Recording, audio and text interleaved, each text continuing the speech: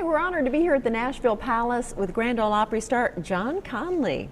How are you? Sir. You're still keeping busy on the road these days. I do.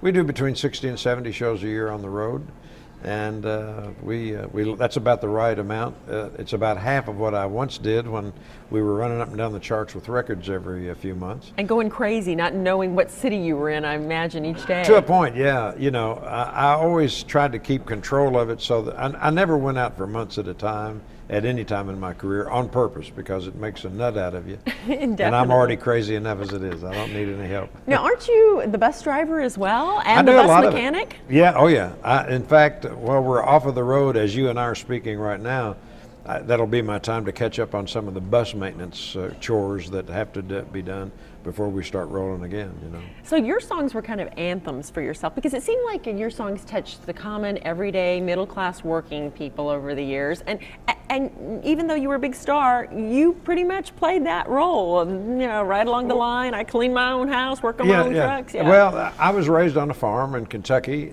and I grew up. Dad did a lot of custom work for all the surrounding farmers, in addition to our own crops and animals and all that. So I grew up doing that. I've always done it. So I'm a common man. I mean, that's just who I am. It's not a role I play, but it's just who I am, and I like it that way.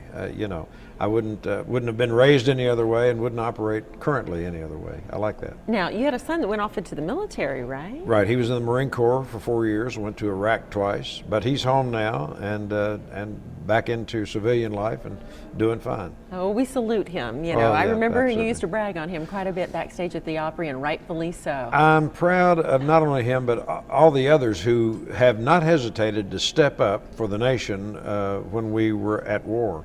And I do honor those people, because, you know, when we first got into the Iraq situation, I was curious to know if our young people would step up, and sure enough, they did in a big way. Yeah, they were raised right. That's what it was. They were raised right, yeah. So tell us, do you have some new music coming out? We do. We have, of course, I have a website, johnconlee.com. I have my own label, Rose Colored Records. And we've done 3 releases so far on that label: Classics 2, which is our current project, a gospel CD, and this year in 17 we'll be doing Classics 3, which will wrap up the greatest hits packages, but a lot of new music on both 2 and 3. Can't wait. Yeah, thank you for stopping by and visiting with us. My pleasure.